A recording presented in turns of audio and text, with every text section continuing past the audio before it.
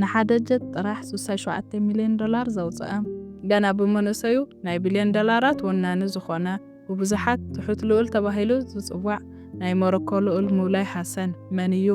ኣብዚ ቪድዮ ኣገራሚ ዝኾነ ህይወቱ ክንርኢና ምሳይ ጽንሑ።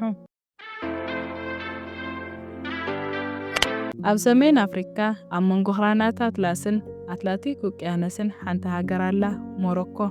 ሞሮኮ ታሪኽ ኣለዋ፣ ካብ ወለዶ ናብ ወለዶ ዝቕጽል ንጉሳዊ ታሪኽ። ኣብ ዓለም ሃፍቲ ጥራሕ ሓይሊ ኣይኮነን፣ ስም፣ ታሪኽ፣ ወራሲ፣ ዙፋን እዚኦም ኩሎም ብሓባር ሓቀኛ ሓይሊ ይፈጥሩ።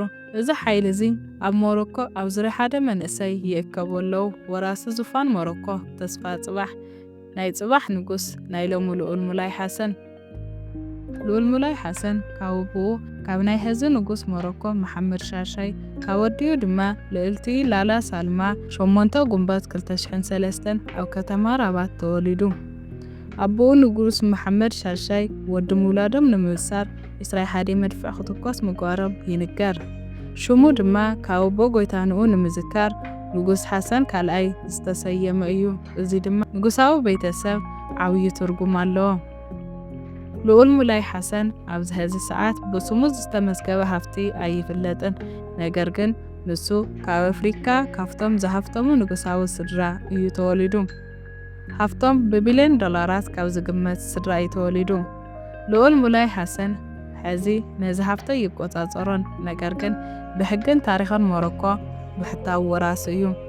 ሓደ መዓልቲ ልዑል ሙላይ ሓሰን ንጉስኑ እንትቕበል ሃፍቲ ጥራሕ ዘይኮነስ ሓይሊ እውን እዩ ዝወርስ። ጽልዋ መንግስቲ፣ ቁጠባዊ ምቁጽጻር፣ ዲፕሎማሲ ኣፍሪካ ከምኡውን ዓለማዊ ፖለቲካዊ ቦታ ዝኽሉ ካብ ሃፍቲ ንላዕሊ ዋጋ ኣለዎ። ስለዚ ድማ እዮም ተንተንቲ ሙላይ ሓሰን ሓደ መዓልቲ ኣብ ኣፍሪካ እቲ ዝሓየለ ንጉስ ክኸውን ይኽእል እዩ ዝብሉ። ካብታ ዝተወለደላ መዓልቲ ጀሚሩ ህይወቱ ዝተፈለየ እዩ ነይሩ። ቆልዓ ጥራሕ ኣይኮነን፣ ናይ ጽባሕ ተሰካሚ ሃገር እዩ። እቲ ልዑል ብፍሉይ ጥንቃቐ ይዓብዩ። ትምህርቱ ተራ ትምህርቲ ኣይኮነን፣ ዓረብኛ፣ ፈረንሳዊ፣ እንግሊሽ ከምኡውን ኣማዚግ ይመሃር። ነዞም ቋንቋ ብምምሃር ብዙሕነት ሃገሩ ኣብ ምርዳእ ይርከብ። ካብዚ ብተወሳኺ ታሪክ ሞሮኮ፣ እስላማዊ ክብርታት፣ ዲፕሎማሳዊ ከምኡውን መንግስታዊ ምሕደራ ኩሎም እዚኦም ንሓደ ዕላማ እዮም፣ ንጉስ ንምዃን። ሕዚ ሙላይ ሓሰን ገና መንእሰይ ስለ ዝኾነ ዓብዪ ፖለቲካዊ ውሳነታት ኣይውስንን። ኣብ መንግስታዊ ስነ ስርዓት ምኽፋል፣ ናይ ወፃኢ መራሕቲ ምቕባል፣ ኣብ ሃገራዊ በዓላት ምስታፍ፣ ታሪኽ ሃገር ብቐጥታ ምምሃር። እቲ ዝገብሮ ዘሎ ግን ንመጻኢ ሃገር ንምምራሕ እዩ። ንልዑል ሙላይ ሓሰን ኣብ ማሕበራዊ መራኸቢታት ኣይወፅእን፣ ኣይዛረብን፣ ኣይከራኸርን። ግን ተፈታዊ እዩ፣ ምኽንያቱ ህዝቢ ሞሮኮ ኣብኡ ተስፋ የርኢ። መንእሰይ እዩ ግን ባህሊ የኽበር፣ ዘመናዊ እዩ ግን ታሪኻ የርስዕን። እዚ ሚዛን እዚ ድማ ተፈታውነቱ ዕብይዎ። ብዙሕ ኣይዛረብን፣ ነገር ግን ኣረኣእዩ ንባዕሉ ይዛረብ።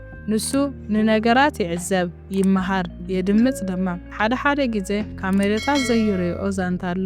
ሙላይ ሓሰን ስቕ ኢሉ ምስ ኣቦኡ ኮይኑ ንሰባት ክሰምዕ ይርአ፣ ኣይዛረብን እዩ፣ ስቕ ኢሉ ይሰምዕ። እዚ ኣብ ንጉሳዊ ስድራቤት ዓብዪ ትምህርቲ እዩ። ቅድሚ ምዝራብካ ስማዕ። ሞሮኮ ሎሚ ኣብ መንጎ ባህልን ዘመናውነትን ትጓዓዝ ኣላ። ዝሓለፈ ታሪኻ ዓቂባ ንቕድሚት ትጓዓዝ ኣላ። ልዑል ሙላይ ሓሰን ነዚ መንገዲ እዚ ይውክል። ንሱ ናይ ወለዳታት ድልድል እዩ፣ መተኣሳሰሪ ሕሉፍን መጻእን። ልዑል ሙላይ ሓሰን ወዲ ንጉስ ጥራሕ ኣይኮነን፣ እሱ ንናይ ሞሮኮ መጻኢ ተስፋ ሞሮኮ ጽባሕ እዩ። ብፍልጠት ብታሪኽ እናዓበየ ይኸይድ ኣሎ። ንሱ ሓደ መዓልቲ ተሸካሚ ኣኽሊል ንግስነት ሃገረ ሞሮኮ እዩ። ክቡራትን ክቡራንን ተኸታተልትና ንሎም መዓልቲ ዘልኩም ዝመጽኹ ታሪኽ ነዚ ይመስል። ቻናልና ሳብስክራይብ፣ ላይክ፣ ሼር ብምግባር ኣበረታትዕዎ። ብፍላይ ከዓ ሳብስክራይብ ግበሩ።